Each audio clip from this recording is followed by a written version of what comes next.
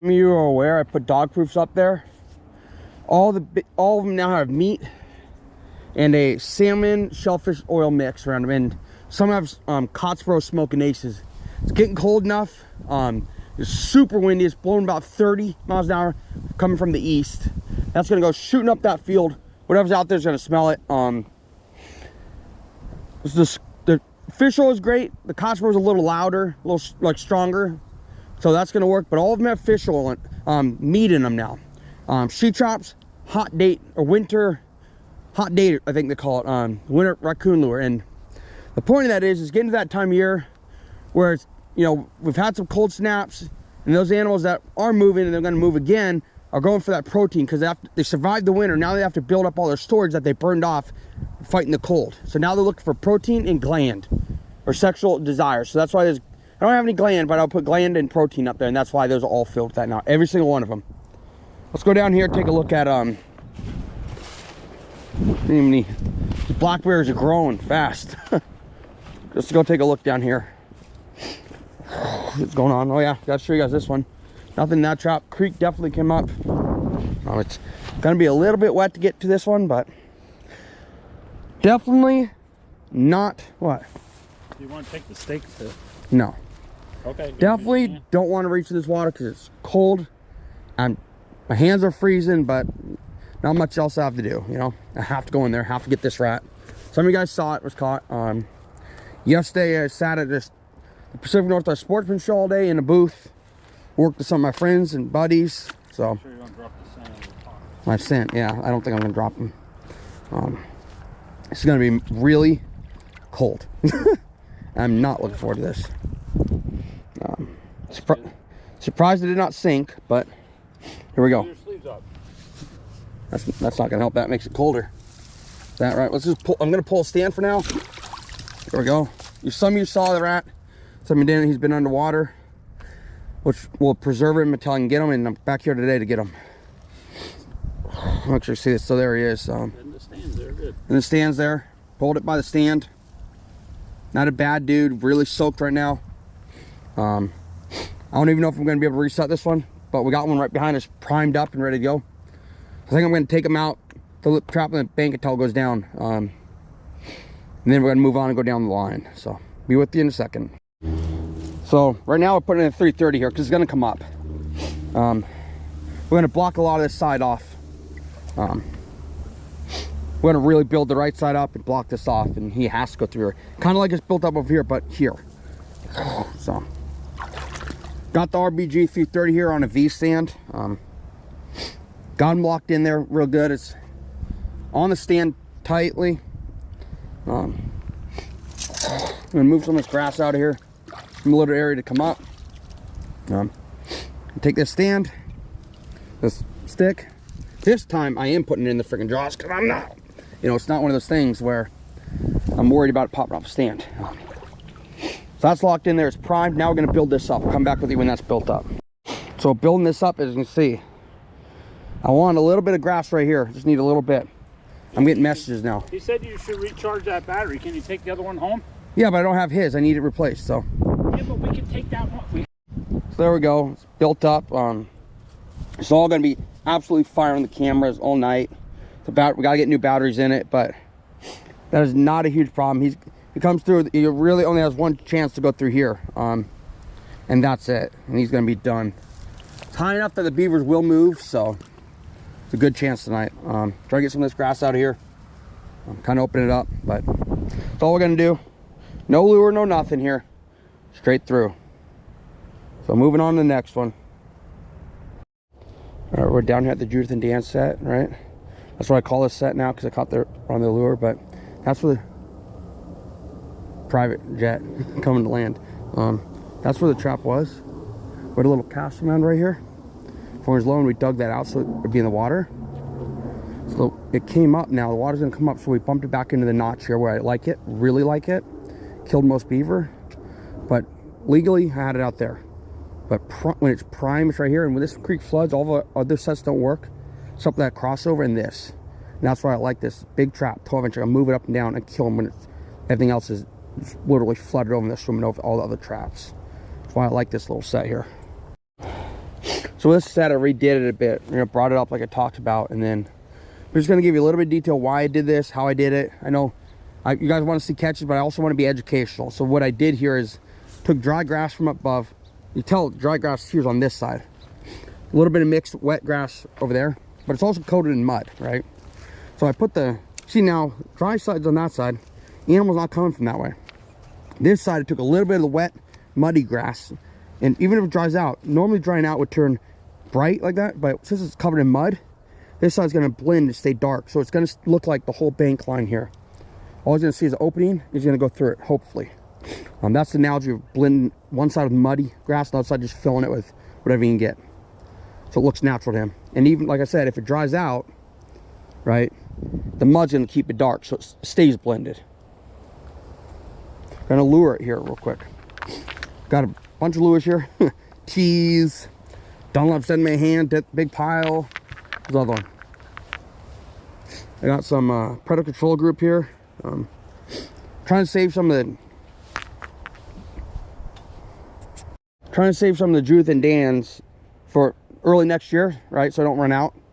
So when they are fresh coming up in here, they get whacked. Now this over here, like I showed you years past, this was all chewed up in here a few years ago. Absolute annihilated feed area. They were coming in and out here, and I caught 2 out here that year. So I'll be back with you in a second when I figure out what I'm going to put in this hole. So I smelled the big pile. I smelled the tees, which is this one. She traps. Jeff's girlfriend, fiance, you know. That test the big pile. It's kind of windy. It's so trying to figure out which one has a little bit more of a punch to it. I smelled the Predator Delta Red. You know, I went off based ingredients and how it smelled. Gonna put some tees out because it's a little windy. It's gonna be a little nasty out. I want something to kind of pierce through the wind, and that's why I picked the tees. I'm gonna put it out and I'll show you where I put it. So we're gonna put the tees out right now. Don't need a lot, right? I figured just dip it in, coat it, get a little off. That is a lot actually, but at the end of the day, weather, nasty weather, rain, all that stuff, it lasts a little longer since you put a little bit more on. The tees. There's the trap, the RBG 440. Gonna stick this one. Let's see if I can show you. A little higher, it makes a difference. Stick it in right in the bank right here, right there. So hopefully some wind catches it. Take another one of these right here. Put a little dose of food lure. Well, why am I putting a little Dead Man's Hand food lure? It's a little minty, it's a little bit more punchy, so it's gonna have a little bit more smell to get out there past the trap and out in the creek, and they'll smell it. But the mint, we don't have a lot of beaver coming through here. Raccoon, different things like that. Which other people have a lot of problems with mint, killing those. Ooh, that's pungent. Very minty, which help reach out too and draw them in. So a little bit of that. Same consistency as the Hellfire, same sticky, soupy liquid. This isn't going to go anywhere. Get a little of that. All right, drop that in, kind of near the caster, my friend. All right, you got the food lure and the caster. It's gonna be a set. We'll see what happens. Water's gonna come up, so I put up high. Water wasn't gonna come up, I put it down there, but we never really have stable water in this creek, so that's the plan. Gonna fix the one behind me, a couple holes in it, and then we'll move on. So looking at this set, right, something we're gonna do. You see that side is all blocked up. If you look at this side, but I didn't pay attention. There's a hole there. There's a hole beneath the trap where they may put their nose and start to mess with stuff, and then they have a bad catch, etc. So I'm gonna fix some of this up real quick. What I did here is I filled that hole. I don't want them to go like, huh, what's in there? Stick their head in there and go around it, or stick their head underneath. So I'm gonna take some of this, stick it right there. A little more blockage. It's blocking that hole. Got a few more pieces of grass, right? And just tuck it in any little gaps. It's not a huge problem, but just don't want them to leave their head there. A little more inviting now. A little more, you know, right up into the trap. Should not have any problems. Anything comes through here, right? Make sure this is all flat so things come in here. It's not super uninviting. Now they're gonna come in here, right? Walk up. Now this is elevated, as you can see. It's elevated on a stabilizer. So if he walks here, he's gonna hit his face. So I have a little bit of grass here, right? Just to make him pick his head up and just walk into it. Pick his head up and walk into it versus, you know, turn around. Just a natural gradual bank, at least to him, versus just having to see some obstacle in his face. kind of the analogy. We're gonna move on. Hope all this information helps somebody. All right, we're back, guys. As you can tell, it flooded again. Last time it was dry. And like a sequence, right? That trap there, half under, looks spectacular. So that's kind of why I did that like that. But let's go out here. I don't know, it's all tipped, maybe debris, maybe an animal, we don't know. But here's your chance of maybe seeing something. Not sure yet. Crap ton of debris.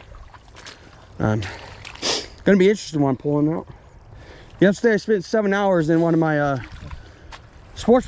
biggest sports show west of the Mississippi in a booth. So I didn't get to check anything, and it's been 2 days. So we're gonna hope we have something here. I sold like 5 or 6 rods yesterday. Fishing rods, high-end fishing rods. Not even on their payroll, I just did it to help them out. So we'll see, it's coming up. Now this is knocked over debris. All kinds of shit, man. You gotta think everything is creeks. All the loose grass when it comes up comes shooting down the creek, and we end up with the same shit. Our most productive trap in the years past, this one. The first in the lineup they pass, nothing. Not a dead animal in it this year, not even a muskrat. But we're killing all kinds of muskrats up high, so they gotta be coming through here. Yeah, so I spent 7 hours yesterday, 20 minutes after opening, got there, stayed till close. Did a bunch of selling for them. Just kind of showed up, you know, I was gonna do a quick talk with them, leave, but they were slammed. They decided to stay around, sell some stuff for them, and leave. Huh? I just about fell in. Well, that would have been on camera. He about fell in. We found out how deep that really is. That stand, 58 inches. And it's not much is showing right now. So when you hit that channel, Dad, you realize it's really deep, huh? It's really deep. It's really deep. It's deeper than we all think. And if you're a little off, like 3 inches to the left, you're on the edge of the channel, right? 2 inches to the right, you're off. And when you put that 330 in there, you literally have about on the outside of the spring eyes, you have about a ½ inch on one side, ½ inch on the other. So anytime you move it out of there, you're all cockeyed, and so that's about it. But I'll tell you what, that chute is deep and narrow. It's insane. All right, see you guys on the next one. I might go back down to the show this weekend, and I'm not entirely sure yet, but see you around. Are you not entertained? Are you not entertained? Is this not why you are here?